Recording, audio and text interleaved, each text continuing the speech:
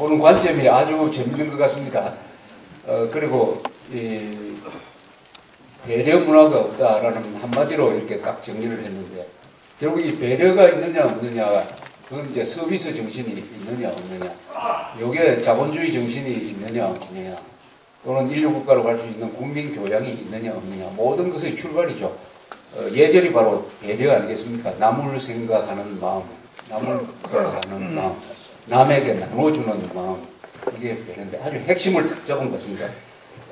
우리 장진성 시인이 앞으로 계속 이렇게 한국 사회를 이런 식으로 시인의 관점에서, 시인이라는 사람들은 다 마음이 맑기 때문에 눈이 좋아요. 그래서 이 복잡한 것도 아주 간단하게 이렇게 보는 그 심성의 반영이 아닌가 생각합니다. 한 번 더 우리 장진성 시인의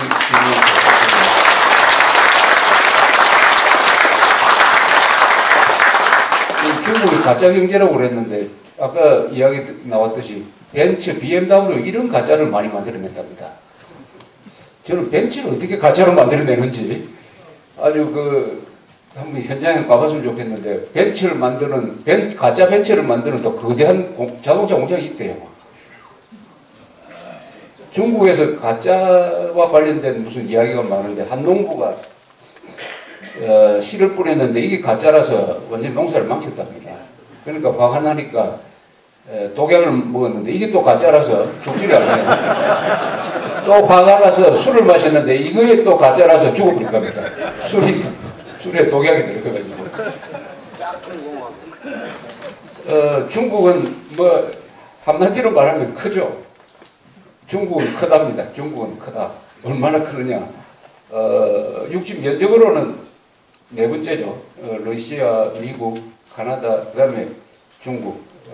미국, 카나다, 중국은 비슷비슷합니다. 뭐 얼마 큰 차이는 없습니다. 큰 거는 뭐냐? 인구가 많다. 인구 얼마냐? 지금 공식 통계는 13억인데, 여기에 누락된 사람이 많습니다. 왜냐하면은, 한 가정에 한 아이만 낳도록 했는데, 둘이 나오면은, 그 신고해가지고 여러 가지 불이익이 있다고 합니다. 그래서 둘, 셋 놓으면은, 나머지 한두 명은 신고를 안 한대요. 그리고 농촌과 지금 이 도시 사이에 사람들이 왔다 갔다 하면서 일자리를 얻기 위해서 이 유동인구가 많고 하니까 이게 또 신고해서 빠지고, 그럼 실제 인구가 얼마냐? 여러 가지 설이 있는데, 첫째 설은 15억 설이라는 게 있습니다. 15억. 그보다 더 많이 잡는 사람 17억. 그럼 4억이 통계에 안 잡히는 나라. 4억이 통계에 안 잡히는 나라. 4억이라고 하니까 얼마나 된 것 같은데, 우리 한반도에 5배 아닙니까? 5배, 6배. 그리고 최대의 미스테리가 중국 인구입니다. 인구가 이거 얼마냐? 일단 인구 증가율은 아주 낮아요. 0.393%. 이 많은 나라는 3%, 4% 되는데 중국은 0.393%. 65세 인구가 의외로 많습니다. 9%. 이 고령화가 빨리 진행되고 있습니다. 그래서 중국이 이 경제 개발을 완성하기 전에 고령화가 진행이 돼가지고 이 부양 가족이 많아지면은 성장의 동력을 잃게 될 것이다. 그러나 인도는 아직도 젊은 인구가 많다. 뭐 이런 설이 있습니다. 평균 수명은 74.7세니까 우리보다 6살이 적습니다. 문자 해독률이 굉장히 높습니다. 이 간자화한 것도 있겠지만 91.6%. 한자는 어렵다 하는 말은 다 헛소리라는 게 증명이 됐습니다. 정자체를 쓰는 대만도 문자 해독률이 95% 이상이니까 한자는 쉬운 거예요. 쉬운 건데 이 공산주의자들이 그런 식으로 한자 말살 운동을 벌일 때 한자는 어렵다 하는 것을 이렇게 프로파간다로 확산시키고 있습니다. 중국의 경제 성장이 얼마나 급속한 10% 성장을 지금까지 30년 이상 하고 있는데 1978년부터 그렇게 했죠. 78년과 2011년 33년 사이에 중국의 경제 규모가 10배로 늘었습니다. 10배. 10배가 됐습니다. 33년 사이에 경제 규모가 10배가 됐습니다. 세계에서 가장 빠르죠. 실업률이 아주 낮습니다. 4.3%밖에 안 되고 물가 상승률은 5%. 아주 경제를 관리를 잘합니다. 이렇게 고도 성장을 하면서도 실업률 4%, 특히 인플레율을 5%로 이렇게 잡아놓는다는 것은 아주 이게 그 국가를 관리하는 사람들이 얼마나 큰 조직을 잘 관리하느냐, 슬기롭게 관리하느냐 하는 것을 증명을 해주고 있습니다. 놀랍게도 농업 인구가 아직도 38%입니다. 우리나라 농업 인구 지금 한 4, 5%밖에 안 되죠. 미국은 2%, 1%밖에 안 됩니다. 이렇게 공업화가 많이 됐다고 생각하는데 아직도 농업 인구가 38%, 공업 인구가 27.8%, 서비스 종사자가 34%입니다. 이 농업 인구를 어떻게 하느냐? 농업 인구가 줄어들면 어떻게 되느냐? 문제는 그 농업 인구 준 만큼 도시로 갑니다. 도시에 가면은 일자리를 못 구하면 실업자가 되죠. 실업자가 도시에 많이 몰려다니면은 뭡니까? 정치 불안이 오는 거죠. 정치 불안.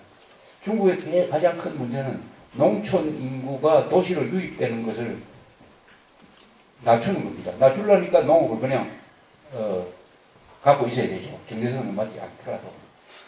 이 도시화가 한 48% 진행이 됐습니다. 그러니까 도시에 사는 사람이 48%라는 이야기인데 이 경제개발을 통해서 도시화가 되면은 그 다음에 정치 불안이 생깁니다. 도시에 사람들이 모이면은 여러 가지 불만이 많이 생겨요.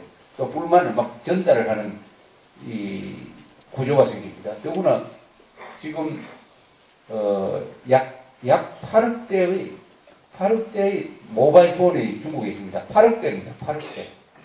이걸 가지고 막 불만을 전달하고 하면 중동사태까지 나지 않느냐. 그러니까 농업인구의 도시 유입을 어떻게 막느냐 하는 게 이 정권 유지와 관계되어 있습니다. 국민 총생산은 미국에 이어서 작년부터 세계 2위가 됐습니다. 외환보유고는 3조 달러, 우리 외환보유고 10배로서 단년 세계 1위입니다. 2등은 얼마냐 하면 일본인데 1억 달러밖에 안 돼요. 3배입니다. 2등이 3배예요. 그 다음에 흔히 중국을 우리가 세계의 공장이라고 그러죠. 세계의 공장. 사실은 농업 생산량도 세계에서 제일 많습니다. 지금 중국이 미국을 능가했어요. 공업 생산량 토탈로서 세계에서 1등입니다. 미국을 능가했어요. 농업과 공업 부분에서 중국이 1등입니다. 세부적으로 들어가면 수출 세계 1등, 철강 생산량 세계 1등. 이거는 이만저만한 1등이 아닙니다. 연간 6억 톤의 철강 생산하는데 2등이 일본인데 1.2억 톤입니다. 2위의 5배입니다. 5배. 더구나 놀라운 것은 자동차 생산량 세계에서 1등입니다. 자동차 하면은 그게 당연히 미국이 1등이겠지. 이렇게 생각해 왔지 않습니까? 2년 전부터 1등인데 작년 통계를 보니까요. 자동차 생산대가 판매한 게 자동차 생산 대수로 보면 됩니다. 그게 뭐 판매 대수인데 중국이 얼마냐? 1,800만 대. 2등은 일본인데 한 900만 대. 이것도 1등, 2등이 비교가 안 돼요. 이 차이는 점점 커집니다. 미국이 한 800만 대. 우리가 세계에서 독일 다음에 그러니까 세계 5위입니다. 1등 중국, 2등 일본, 3등 미국, 4등 독일, 5등 한국. 왜 자동차 산업이 중요하냐? 이 공업의 꽃이죠. 이 자동차는 연관 효과가 많기 때문에 자동차 공업에서 1등이라고 하면은 그 나라의 공업력을 아주 성공적으로 보여주고 있습니다. 휴대전화는 약 8억대로 세계 1위고 인터넷 사용자가 얼마냐? 4억 명입니다. 4억. 놀랄 정도로 높습니다. 그 수준에 비해서. 얼마나 인터넷이 많겠느냐. 그러면 이 인터넷을 통해서 정보가 유통이 되고, 그렇게 하면은 이 여론이 형성이 됩니다. 그래서 중국에서 굉장히 신경 쓰는 게 이 인터넷을 통한 반정보 여론을 어떻게 통제하느냐 하는 것이죠. 이게 아마 금년간에 또 이 항공 운송량에서 중국 1등입니다. 지금 미국 1등입니다. 왜냐하면 이게 국토가 넓다 보니까 교통수단으로서 기차 뭐 도로보다도 이 항공에 의존하는 거예요. 중국의 공항이 몇 개겠느냐 한번 생각을 했어요. 중국의 공항이 대충 한 몇 개 있거든요. 한 몇 개 정도 될 것 같습니까? 442개입니다. 공항이 442개. 근데 여기 또 활주로가 포장이 안 된 공항이 또 따로 있어요. 활주로. 그게 몇 개냐? 60개입니다. 합치면 500개. 전력 생산량 세계에서 2등입니다. 1등은 미국입니다. 그런데 군사비 지출액이 매우 높습니다. GDP의 4.3%입니다. 중국의 군사비 지출은 우리 GDP에서 2.6%입니다. 우리보다 훨씬 높습니다. 중국한테는 물론 가상적이 러시아죠. 그러나 우리한테 북한이 위협적인 것처럼 러시아가 그렇게 위협적이지 않는데도 불구하고 군사비를 4.3%나 쓴다. 대단한 군사비 지출입니다. 중국은 미국에 수출을 제일 많이 합니다. 20%를 수출합니다. 그 다음에 수입을 어느 나라에서 가장 많이 하느냐? 일본으로부터 가장 수입을 많이 합니다. 일본. 즉, 일본과 중국 관계가 나쁘지만은, 일중 관계에서 덕을 보는 것은 일본입니다. 일본. 한국은 중국으로서는 네 번째 수출국이고, 세 번째 수입국입니다. 세 번째 수입국. 작년에 중국을 방문한 사람, 1박 이상 한 사람이 한 5,500만 명 되는데, 그 중에서 가장 많은 관광객은 한국 사람이었어요. 한국 사람입니다. 한국에 온 가장 많은 관광객은 어느 나라냐? 일본이죠. 일본 사람 한 300만 됐습니다. 중국은 180만, 대만에서 한 40만, 그 다음에 미국 사람 한 60만, 그 다음에 필리핀 사람이 한국에 참 많이 와요. 연간 한 30만 명 오는 것도 있습니다. 1인당 구매력 기준의 가장 1인당 국민소득 구매력 기준으로 하면은 중국이 꽤 높습니다. 7,400달러입니다. 7,400달러. 우리가 약 3만 달러. 3만 달러. 그리고 이것은 세계 약 200개국 중에서 126등입니다. 126등. 작년 경제 성장률은 10.3%, 세계 9등. 이렇게 이 중국의 이 규모, 그러니까 중국이라는 나라의 복잡성, 크기, 이런 것을 이해를 하면은 아까 제 친구가 이야기했듯이 중국을 이야기하는 것은 우주를 이야기하는 것과 같다 하는 이야기입니다. 그러면은 이 중국은 이 등소평의 개방 이후에 이렇게 커졌느냐 아니면은 그게 아니죠. 중국은 원래부터 컸습니다. 원래부터 옛날부터 컸다. 중국의 세계에서 차지하는 그 GDP 비중은 항상 20%에서 30% 사이였다고 합니다. 지금 미국이 약 3%를 됩니다. 지금 미국이 차지하는 위치에 항상 중국이 있었다는 겁니다. 중국 청나라도. 청나라 때는 한 30% 됐다. 이 청나라 때가 중국 영토가 가장 컸던 때입니다.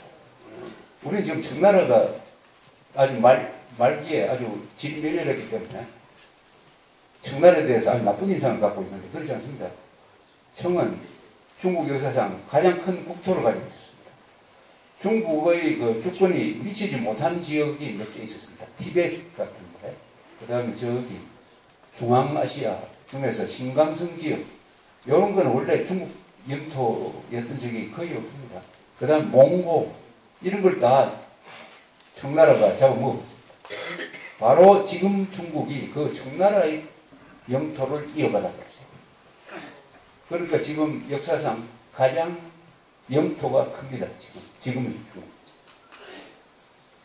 중국의 규모를 뭐 여러 가지 옛날의 그 국력을 이야기하는 것 중에서 예컨대 1405년 지금으로부터 606년 전에 명나라 영락제입니다. 이 우리나라 태종 시절하고 맞먹죠. 이 영락제 때 정화라는 사람이 환관입니다. 환관이고 이슬람 교도인데 이 사람을 사령관으로 가지고 거대한 이 함대를 만들었습니다. 그래서 우리 교과서에 나오는 정화의 대원정이 7회에 걸쳐서 이루어집니다. 1405년부터